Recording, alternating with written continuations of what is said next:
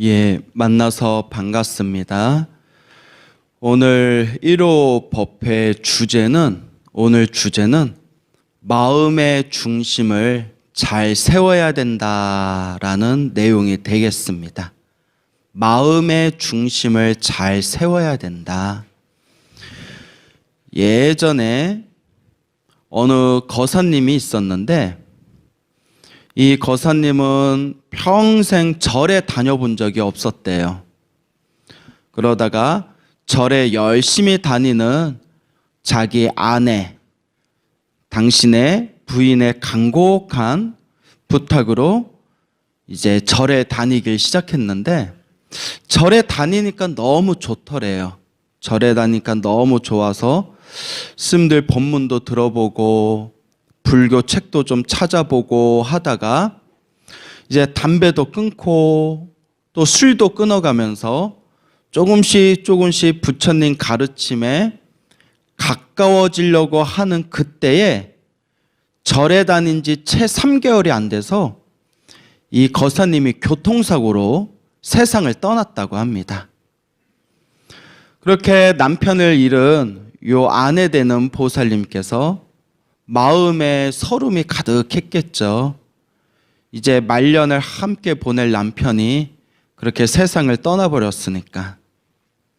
그래서 이런 얘기해도 될지 모르겠는데 남편이 일찍 죽을 때 아우 시원하다 하는 분들이 있고 남편이 죽을 때 너무나 서러워서 눈물을 흘리는 분이 있어요.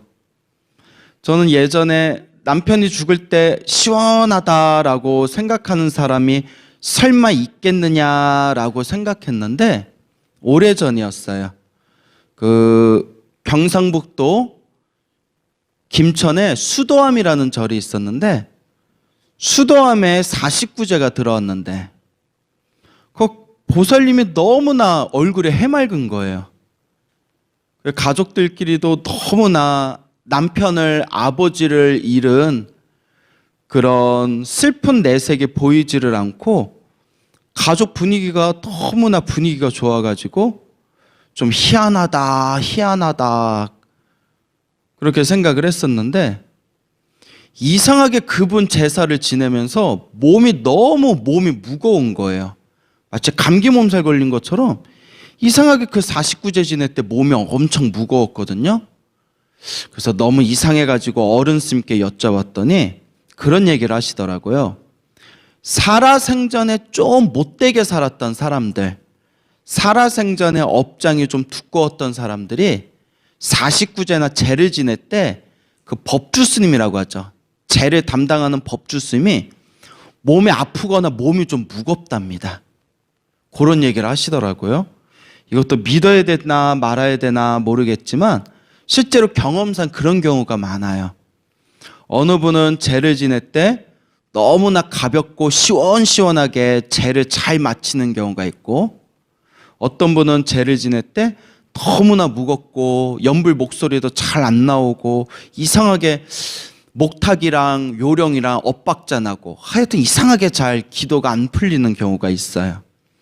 어른 스님들이 흔히 살아생전 좀 업이 두꺼운 사람들은 스님들이 제를 올릴 때 좀 힘들다라는 얘기를 하시더라고요. 그러니까 여러분들이 잘 살았나 못 살았나 알려면 언제 알 수 있어요? 여러분들 죽고 나서 제 지낼 때 겁나 힘들어 하면 이분 살아생전에 좀 잘 못 살았나 보다. 근데 제를 지낼 때 요령이 잘 소리가 맑게 나오고 스님 목소리도 힘들지 않게 가볍게 나오고 1시간 반, 2시간 제를 지냈는데도 크게 힘들지 않다면 이분은 살아생전에 좀 복을 많이 지었나 보구나. 업장소멸 기도를 좀 많이 했나 보구나. 또 이렇게 유추해 볼 수가 있겠죠. 하여튼 그 수도암이 있을 때 어찌나 가족들이 분위기가 좋은지 희한하다 해놓고 제를 지냈는데 너무 힘들어가지고 어른스님한테 여쭤보니까 그 영가가 살아생전에 잘 못 살았으면 그 스님들이 제질낼 때 좀 몸이 힘들더라. 그래서 되다라는 표현 쓰죠. 그 경상도 사투리인가요? 그 어른들이 되다 이런 표현을 쓰셨는데 그래서 아니나 다를까, 저 영가분이 살아생전에 좀 못 살았나 보다. 마음을 잘 못 썼나 보다. 그래서 저렇게 일찍 세상을 떠났는데도 부인 되는 분이랑 가족 되는 분들이 저렇게 얼굴에 근심이나 슬픔이 안 보이고 마치 잘 떠났다는 듯이 저렇게 분위기가 좋은가, 그렇게 생각했던 적이 있었습니다. 그래서 원래 이야기로 다시 돌아와서 요 보살님이 이제 남편이 갑자기 세상을 떠나니까 너무나 서럽고 너무나 슬프고 너무나 아쉬운 거예요. 그렇게 급하게 이제 장례를 치르고 난 뒤에 이제 사람들이 수근수근 되기 시작하는 거예요. 왜 그런고 하니, 아니 절에 다니면 교통사고 당할 것도 오히려 피해 가야지. 절에 다니면서 이제 술도 끊고 담배도 끊고 이제 부처님 가르침 만나기 시작했는데, 아니 어쩌 저렇게 교통사고를 당해서 저렇게 사람이 갑자기 죽는데, 아유 부처님 영험 없다. 불교 다녀봤자 다 필요 없다. 절에 다녀봤자 다 필요 없구나. 이제 이렇게 이제 주변 사람들이 수근수근 되더래요. 그래서 이 보살님도 마음이 너무나 찹찹해가지고 큰 스님을 찾아와서 큰 스님께 여쭙기를, 스님, 우리 남편이 이렇게 마음을 돌려가지고 부처님 가르침 한번 배워보겠다 해서 절에 왔는데, 절에 온 지 채 3개월도 안 돼가지고 갑자기 교통사고를 당해서 세상을 떠났습니다. 이게 정말 부처님 가피가 있는 겁니까? 부처님이 그것 좀 못 도와주십니까? 큰 스님이 가만히 이렇게 그 보살님 얼굴을 쳐다보면서, 남편을 잃은 그 슬픈 마음은 내가 충분히 헤아리지만, 하지만 보살님, 불교는 그런 게 아닙니다. 불법은 그런 게 아닙니다. 라고 부처님께서 말씀하셨다 하면서 이 큰 스님이 그 보살님의 마음을 어루만져 줬습니다. 그래서 그 큰 스님이 하시는 말씀이 이렇게 이야기를 하시는 거예요. 지금 내가 밭에다가 씨앗을 심었지만 잘 그 씨앗을 물을 뿌리고 비료를 주고 잘 가꾸어야 한참 시간이 지난 뒤에 열매를 맺게 되듯이, 씨앗을 심자마자 바로 열매를 맺을 수 있는 게 아닙니다. 그와 같이 보살님 남편 되시는 분이 절에 다니면서 이 부처님 가르침에 씨앗을 심었지만, 그 씨앗이, 부처님 가르침을 만난 씨앗이 열매를 맺기 전에 자기가 받아야 할 업보를 받았을 뿐입니다. 이번 생에 부처님 가르침을 만나서 3개월 동안이나마 부처님 법을 의지했던 것은 이제 이 거사님이, 남편 되는 분이 씨앗을 잘 심은 것이고, 부처님의 법을 만나서 이제 막 닦아 나아가려고 할 때 갑자기 교통사고를 당한 것은 언제 지은 업보를 지금 받은 겁니다. 전생에 지었던 업보를 지금 받게 된 겁니다. 또 거사님이 세상을 떠나고 나서 다음 생에 몸을 받을 때 그래도 3개월 동안 부처님 가르침에 씨앗을 심은 인연으로 조금 더 좋은 몸을 받았을 거고, 부처님 가르침을 3개월 동안 씨앗을 심은 그 공덕으로 또한 좋은 몸을 받고 다음 생에는 부처님 가르침을 의지한 그 선업을 자기가 받게 될 겁니다. 지금 우리 중생들 앞에 일어나고 사라지는 지금 눈앞의 현상을 갖고 우리 중생들이 모든 걸 다 안다고 헤아려서는 안 됩니다. 부처님의 가르침은 과거, 현재, 미래, 전생과 현생과 미래생, 3생을 통해서 이어지기 때문에 중생들의 생각으로는 다 헤아릴 수가 없는 겁니다. 라고 말씀을 하더랍니다. 그래서 그 보살님이 그 뒤에도 계속 절에 다녔는지 그 뒤로는 절에 다니지 않았는지는 잘 모르겠어요. 다만 지금 여러분들에게 말씀드린 그 큰 스님의 말씀이 정말 우리 불자라면 마음에 대색이고 마음으로 항상 비춰보아야 할 아주 중요한 핵심 내용입니다. 우리 주변에 많은 절에 다니시는 분들이 계셨겠지만 그 많은 분들이 처음에 절에 다닐 때에는 무슨 깨달음을 얻겠다거나 윤회에서 벗어나겠다거나 뭔가 부처님의 불법을 내가 깨치겠다거나 이런 마음으로 절에 오신 분들은 거의 드물 거예요. 대부분 절에 오신 가장 큰 원인, 대부분 절에 오신 가장 큰 이유가 어디에 있죠? 조금 우리 집안 형편 좀 잘 풀렸으면 하는 마음에 대부분이 절에 다니실 거예요. 우리 가족 잘 되게 해주세요. 우리 남편 돈 술술 벌게 해주세요. 우리 자식 수능 시험 잘 보게 해주세요. 우리 가족들 좀 건강하게 해주세요. 라는 마음으로 보통 절에 다니시는데, 근데 절에 다니면서 좋은 일이 술술 풀리기 시작하면 그분은 진짜 불자가 돼요. 어머머, 절에 다니니까 너무 좋다. 절에 다니니까 안 좋은 일도 사라지고 절에 다니니까 좋은 일들이 많이 생긴다. 역시 부처님 가피가 있구나. 그리고 평생 절에 다니시게 되고. 근데 첫 경험이, 뭐든지 첫 경험이 중요하죠. 처음 절에 다녔을 때 나름 열심히 절에 다녔는데 자기가 원치 않았던 안 좋은 부정적인 일이 터지게 되면 아우, 절에 다녀봤자 효과 없구나. 부처님한테 공양 올려봤자 효과 없구나.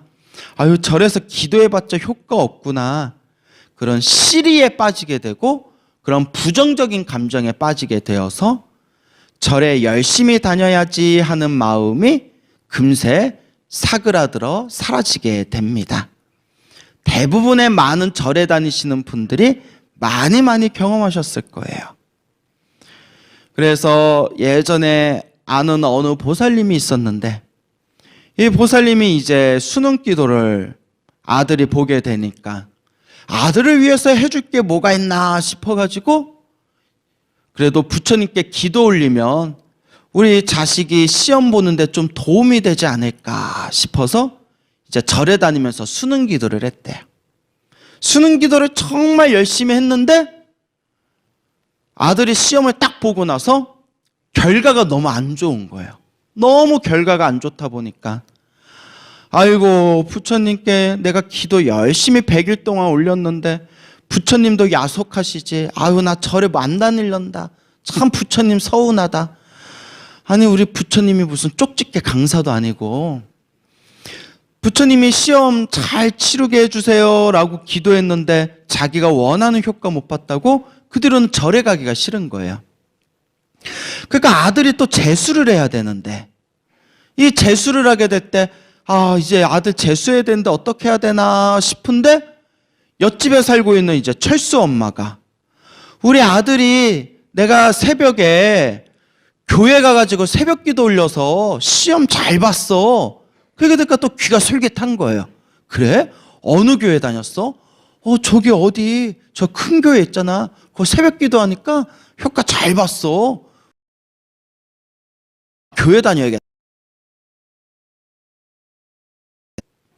이 보살님이 아마 새벽 기도 다니면서 아들이 또 시험을 잘 봤으면 그분이 이제 평생 기독교 신자 되는 거예요. 역시 부처님 기도발보다 어디 기도발이 세구나? 예수님 기도발이 세구나. 그런데 아이고 또 떨어졌어요. 이제 이수야, 이수. 이제 삼수 되는 거예요. 그 아들이 이제 또 떨어지니까 아유, 예수님한테 기도해봤자, 부처님 예수님한테 기도해봤자 아유, 효과 하나도 없구나 하고 이제 또 아들은 열심히 또 이제 다음 시험 공부를 하는데 이제 엄마도 답답하고 미치겠는 거예요. 그 요새 아들 뭐해? 대학 들어갔나? 아니, 지금 2번 떨어져서 또 준비하고 있어. 요 말하기가 그렇게 창피한 거예요. 이번에는 붙어야 되는데 승질 같아서는 아무 데나 들어갔으면 좋겠는데 평소 실력이면 더 좋은 대학 갈 수 있는데 꼭 실전에 약해가지고 또 아무 데나 들어가기에는 욕심이 생기는 거예요. 남 얘기 같지 않죠? 그러니까 어떡하나 하니까 이번에는 뒷집에 있는 영희 엄마가 야야야, 예수님 엄마가 누구야? 성모 마리아잖아. 성모 마리아한테 기도해야 기도빨이 진짜야. 그래? 그 성모 마리아는 어디서 기도하면 돼? 성당 가서 하면 돼. 나는 성당에서 기도해가지고 우리 영희가 시험 잘 합격했잖아. 그러니까 이번에 어디 가서 또 기도해요? 성당 가서 또 성모 마리아한테 기도하는 거예요. 그래서 이제 붙었을까요? 떨어졌을까요? 다시 절에 왔어요. 예? 다시 절에 와가지고 보살님 왜 이렇게 오랜만에 오셨어요? 몇 년 만에 뵈요? 했더니 제가 잠시 폭풍의 시절을 좀 보내고 왔습니다, 스님 하면서 교회에 가서 기도하고 성당 가서 기도하다가 그래도 나는 부처님하고 인연인 것 같다 싶어서 다시 이제 절에 다니시는 그런 보살님이 예전에 계셨습니다. 그러니까 이게 우리 중생들 마음이에요. 여기가 좋다고 하면 쪼르르 따라가고 저기가 좋다 하면 쪼르르 따라가고. 근데 여러분 그거 한번 생각해 보셨나요?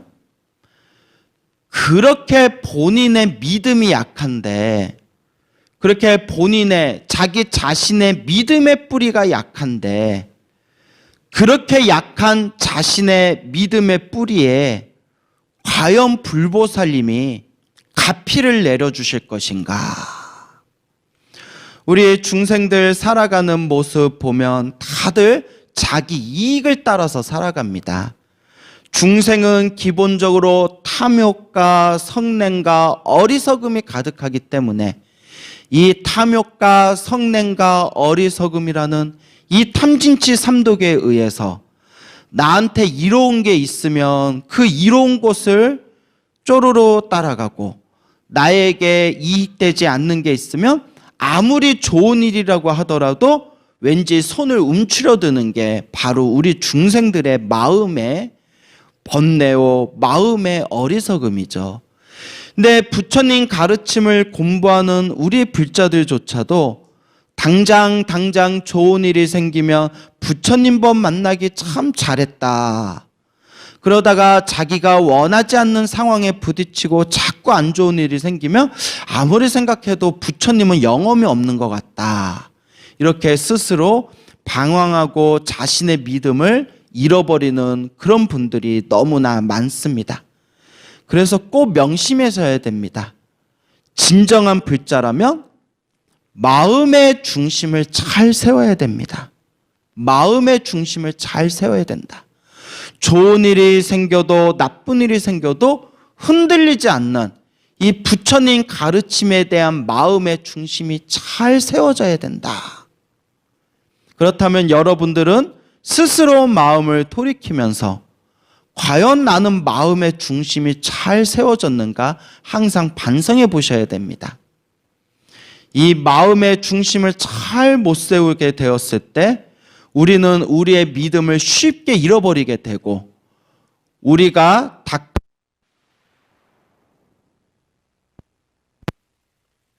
쉽게 놓쳐버리게 됩니다. 마음의 중심을 잘 여러분들이 세워야 된다. 그러면 그 마음의 중심을 어떻게 세워야 되는가? 우리 앞에 펼쳐진 모든 것이 내가 지은 인연법이다. 내가 지은 인과법이다라는 확고한 믿음이 있으셔야 됩니다.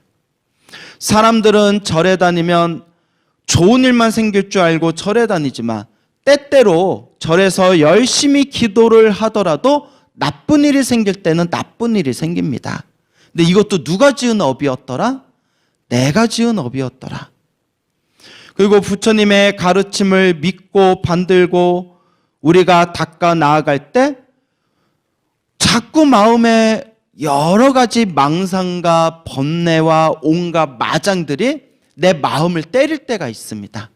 이것조차도 내가 전생에서부터 닦았던 나의 착한 뿌리가 모자라서 이렇게 여러 가지 내 마음의 번뇌들이 나의 마음속을 흐트러뜨리고 있구나라고 자기의 마음을 잘 꿰뚫어 보셔야 됩니다.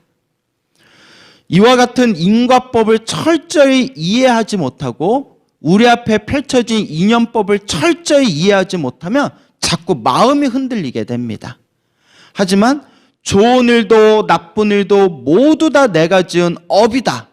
모두 다 내가 지은 인연법을 그대로 내가 받는 것이다 라는 확고한 믿음이 있다 보면 우리가 부처님의 가르침을 닦아 나아가면서 설사 안 좋은 일이 생기고 부정적인 일이 생기고 나쁜 일이 생겼다 하더라도 그것을 온전하게 내가 전생에 지었던 업을 내가 지금 갚고 있구나.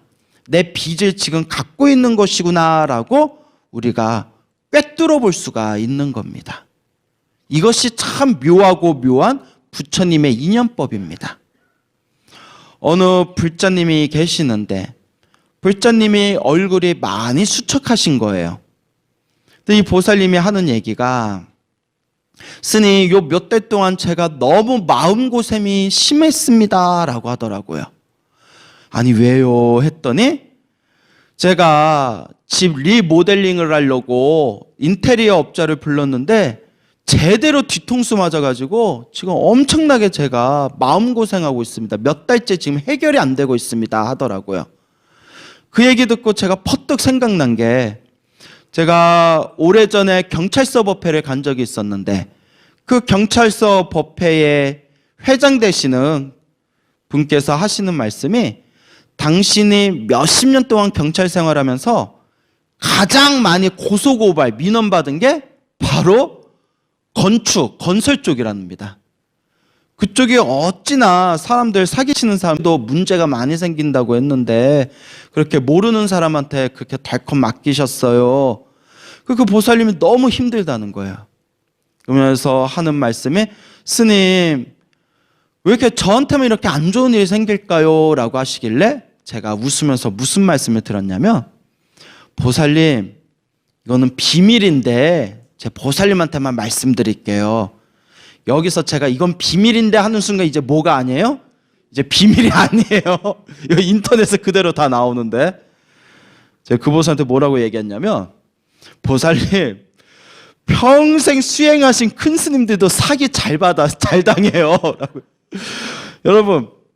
여러분들 가끔 이렇게 큰 스님들 찾아와서 스님 제가 이번에 사업을 하는데 이번에 해도 되겠습니까? 제가 사기 당하겠습니까? 안 당하겠습니까? 이런 거 물어보시거나 묻고 싶은 분들 있잖아요. 물어보지 마세요. 평생 참선하시고 평생 기도하신 분들도 불사할 때 뭘 많이 당하시더라? 사기 많이 당하세요. 내가 아는 분만 몇 명 되거든요. 그래서 그건 우리가 이제 멋들어지게 표현을 하죠. 뭐라고 표현하냐면 저 큰 스님께서는 어렸을 때 출가해서 평생 산에서 공부만 하셔가지고 세상 물정 모르시고 너무나 해맑으셔서 저렇게 당하신 라고는 하는데 그러니까 우리 앞에 펼쳐진 이 행복과 불행, 좋은 일과 나쁜 일이라는 것 자체가 우리가 지은 업이에요. 근데 내가 지은 업이 너무 두꺼울 때에는 평생 수행하신 큰 스님들도 그 업을 피하기가 쉽다 어렵다? 어렵다는 거예요. 이게 중요한 겁니다. 그래서 제가 여기 마이크 들고 카메라 앞에서는 말씀드리지 못하겠지만 어느 스님이 어떻게 하시다가 크게 사기당하신 그런 이야기를 해드리면서 그 보살님께 보살님 제가 이런 이야기 드리는 거는 보살님께 조금이라도 위안이 될까 싶어서 드리는 거예요. 이렇게 수행을 많이 하신 큰 스님들도 전생의 업 때문에 머나먼 과거 전생 당신들이 모르고 지었던 업보 때문에 이번 생에 그걸 다 빚을 갚습니다. 그러니까 보살님만 이렇게 나쁜 일 생긴 거 아니니까 마음을 좀 내려놓으세요 했더니 제 얘기를 듣고 조금 마음이 가벼워졌다고 하더라고요.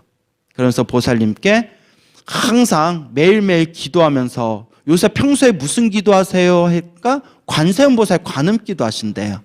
그러면서 제가 그러면 매일매일 관세음보살 기도하면서 관세음보살님 저 업자와 저의 나쁜 인연이 있다면 이 기도 공덕으로 빨리 이 나쁜 인연이 소멸되게 해주세요. 이 나쁜 인연을 빨리 풀어서 이 빚을 다 갚게 해주세요. 이렇게 매일매일 기도하시면 훨씬 빨리 이 나쁜 인연의 고리가 끊어지게 될 겁니다. 그렇게 이제 말씀을 드렸죠. 그러니까 이 보살님이 예 알겠습니다. 이 보살님이 예 알겠습니다 하시면서 이제 지금 아마 열심히 기도하고 계실 겁니다. 이렇게 우리 앞에 펼쳐진 행복도 불행도 진정한 불자라면 내가 지은 업이다 라고 생각을 하셔야 돼요. 내가 지은 업이구나. 스님, 절에 이렇게 열심히 다녔는데도 왜 우리 남편이 저렇게 철이 들지 않을까요? 이렇게 절에 열심히 다녔는데도 왜 우리 아들이 이렇게 일이 잘 풀리질 않을까요? 스님, 제가 이렇게 절에 열심히 다니고 봉사를 많이 했는데도 제가 왜 이렇게 몸이 아프고 제가 왜 이렇게 큰 병에 걸린 걸까요? 실제로 그렇게 질문하시거나 상담하시는 분들이 있어요. 그러면 내 얘기는 할 필요가 없어요. 요 광우 스님 말은 할 필요가 없어요. 그냥 부처님 말씀 그대로 전해주면 돼요. 믿고 안 믿고는 본인의 몫이에요. 다만 부처님은 뭐라고 얘기하셨냐? 좋은 일도 나쁜 일도 다 누구의 업이다? 다 내 업이다. 열심히 기도하고 열심히 수행한 사람이 지금 나쁜 일이 생긴 것은 크게 받을 업을 어떻게 받은 거다? 작게 받고 있는 거다. 지금 빚을 갖고 있는 거다. 그러니까 지금 열심히 기도하고 공덕을 지은 사람이 나쁜 일이 생겼다는 것은 이번 생에 그만큼 내가 받아야 할 큰 업을 소멸하고 다음 생에는 더 좋은 몸을 받을 수 있다는 증거라는 거예요. 이걸 우리 중생들이 과거, 현재, 미래를 다 꿰뚫어 본다면 지금 이 이야기에 의심을 일으킬 필요가 없고 이 이야기를 믿지 못할 그런 일이 없을 텐데 우리 중생들은 어리석음에 휩싸여서 과거 전생, 현생, 미래생을 꿰뚫어 보질 못하잖아요. 그러니까 자꾸 마음이 흔들리는 거예요. 저 광우스미 뻥친 거 아니야? 이렇게 자꾸 마음이 흔들리게 됩니다. 그래서 우리 불자가 불법을 닦는 데 있어서 가장 중요한 것은 먼저 이 인과법, 모든 내 앞에 펼쳐진 일들이 다 내 인연이라는 이 인연법을 철저히 꿰뚫어 보시고 이 인과법과 인연법의 이치에 우리가 확고한 믿음을 가지고 불법을 닦아나가야 되는 것이 바로 여러분들이 불자로서의 첫걸음이 되는 겁니다. 그래서 인과법과 인연법을 철저히 믿고 이 마음의 중심을 잘 세워야 된다. 결국 내가 지은 업은 반드시 내가 받게 된다. 그러면 여러분들 마음이 훨씬 더 가벼워지게 될 겁니다. 제 아는 어느 보살님이 저 평창동에 살고 계시는데 요 보살님이 이제 따님이 있어요. 따님이 있는데 엄청 착해요. 정말 착해요. 그 따님이 한 40대 초반, 40대 중반 정도 됐겠네요. 저보다 몇 살 더 위니까. 40대 중반인데 너무 착해요. 어쩜 저렇게 착할까? 그런데 너무 착하니까 사람들한테 무시를 많이 당하는 거예요. 우리가 호의를 베푸니 권린 줄 안다라는 말이 있잖아요. 이걸 우스갯소리로 호의, 호의 하니까 둘린 줄 안다라고 애들이 얘기하는데 그러니까 너무나 호구같이 사람들이 이제 무시를 하니까 마음을 너무 힘들어 하시는 거예요. 그래서 그 착한 그 보살님한테 보살님, 그래도 보살님이 전생에 마음 공부를 잘해가지고 이번 생 이렇게 착한 심성을 타고 태어난 겁니다. 근데 보살님이 전생에 또 다른 사람들한테 많이 실수를 많이 했기 때문에 이번 생에 또 사람들에게 이렇게 마음 다칠 일들이 있나 봅니다. 그래도 보살님이 이번 생에 이렇게 마음을 잘 썼으니까 다음 생에는 이거 다 보살님이 보답을 받을 겁니다 했더니 그 보살님이 눈을 동그랗게 뜨면서 다음 생이요? 이러더라고요. 이번 생도 힘들어 죽겠는데 다음 생이 무슨 필요가 있냐고. 그 말도 맞죠, 여러분. 많은 불자님들이 부처님께 기도하면서 아마 다음 생은 별로 생각 안 할 거예요. 이번 생에 기도해서 이번 생에 빨리 받아 먹었으면. 그래서 한국 사람들 성격이 급하잖아요. 다음 생은 필요 없고 이번 생 기도해서 이번 생에 좀 받아먹었으면 좋겠습니다, 스님. 이번 생 너무 힘들어 죽겠는데 무슨 다음 생입니까? 라고 말씀하시는 분들도 있어요. 근데 이게 인과의 법칙입니다, 여러분. 부처님의 경전을 차근차근 살펴보면서 제가 얻은 결론이 이번 생에 내가 공덕을 닦아서 이번 생에 받을 수 있다라는 것은 중국에서 영향을 받은 문화예요. 중국의 영향을 받은 문화입니다. 우리 여러분들이 이번 생에 공덕을 닦아서 이번 생에 바로 받아먹는다라는 생각 자체가 중국 불교, 중국 문화에 영향을 받았기 때문에. 왜냐? 중국 사람들은 기본적으로 현생, 이번 생에 잘 살아야 된다라는 사고방식이 강하기 때문이에요. 저도 그런 줄로만 알았다가 이제 경전 공부를 하면서 인도 불교, 부처님이 인도 분이잖아요. 인도 불교에서 만들어진 경전과 인도 불교 큰 스님들의 법문을 살펴봤더니 기본적으로 부처님의 가르침은 이번 생에 공덕을 지어서 이번 생에 받는 것보다는 이번 생에 공덕을 지은 걸 대부분 어느 생에 받는다? 다음 생에 받는다라는 그런 경향이 더 강해요. 그걸 제가 책으로 공부하면서 그걸 확연히 느끼게 되었습니다. 그래서 부처님께서 이번 생에 잘 닦아야 된다라고 말씀하시는 겁니다. 왜냐? 이번 생에 잘 못 닦으면 다음 생도 괴로운 거예요. 그러면 다음 생에 태어나서 또 이런 얘기 하겠죠. 내가 전생에 알지도 못하는데 전생에 내가 무슨 업을 줬다고 이번 생에 내가 이렇게 힘들게 살아야 돼? 나는 기억하지 못하지만 부처님의 깨달음의 눈으로 봤을 때에는 과거 전생과 현생과 다음 생이 그대로 이어져 있는 거예요. 우리가 기억을 못하기 때문에 다음 생은 다음 생이고 전생은 전생이고 이번 생은 이번 생이다. 이 세 가지를 따로따로 생각하고 있는 거예요. 그래서 반드시 삼생인과라는 것을 꼭 기억하셔야 됩니다. 과거 전생과 현생과 미래생.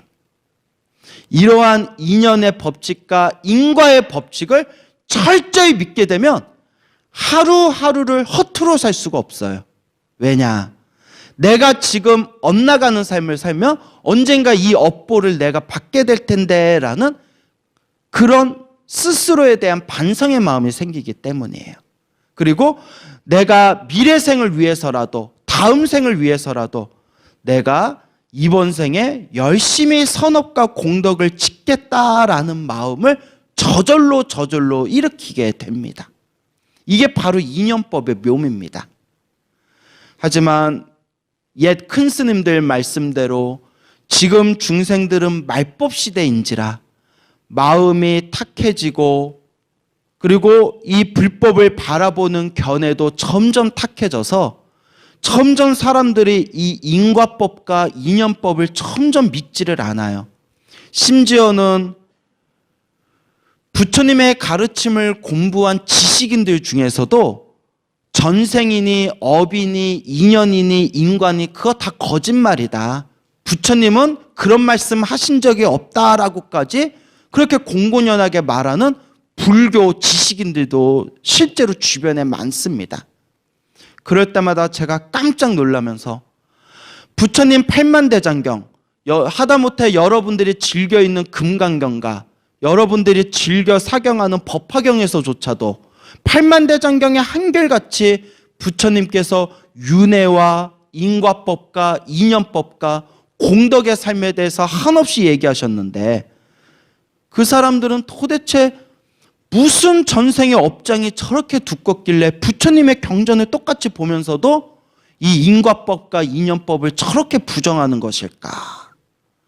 그래서 부처님의 초기 경전 니까야에 보면 부처님께서 이런 말씀을 하십니다. 중생들 중에는 윤회를 믿지 않는 중생들이 있다. 윤회를 믿지 않는 중생들은 단멸견에 빠졌다라고 말씀하십니다. 단멸견. 모든 것이 끊겼다라는 견해예요. 그러니까 다음 생은 없다. 그러면서 부처님께서 마지막에 이러한 단멸의 견해, 다음 생은 없다라는 이런 견해에 빠진 중생들은 자기도 모르게 자꾸 악업을 짓게 되면서 다음 생에는 나쁜 악도에 떨어지게 될 것이다 라고 그렇게 안타까워하는 그런 설법이 니까야에 나옵니다. 그래서 여러분들 오늘의 주제, 마음의 중심을 잘 세워야 된다.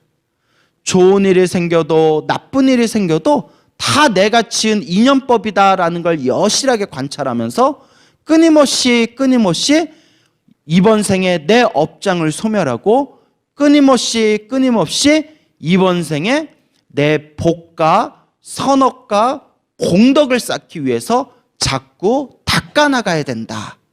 마음의 중심이 있는 사람은 꾸준하게 닦아나갈 수 있다라는 것을 꼭 명심하시길 바랍니다.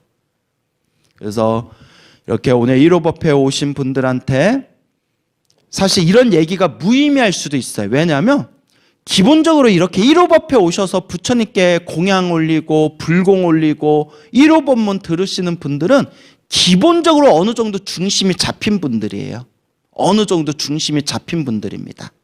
그런데 항상 느끼는 게 이런 이야기를 꼭 들어야 되는 사람들이 1월 날 나온다 안 나온다? 안 나와요. 그게 업이 두꺼워서 그래요. 들어야 할 사람들은 안 나오고 굳이 안 들어도 될 사람들은 다 이 자리에 앉아서 했던 얘기 또 듣고 했던 얘기 또 듣고 있는 거예요. 그래서 늘 제가 많은 불자님들에게 제가 자주 드리는 말씀, 이번 생에 사람으로 태어나기 어렵고 무엇을 만나기 어렵다? 불법을 만나기 어렵다. 이번 생에 사람으로 태어나 불법을 만났으니 인과법과 인연법을 철저하게 꿰뚫어 보시고 마음의 중심을 잘 세워서 항상 공덕을 짓는 삶을 살아가시기 바랍니다. 여러분 성불하십시오.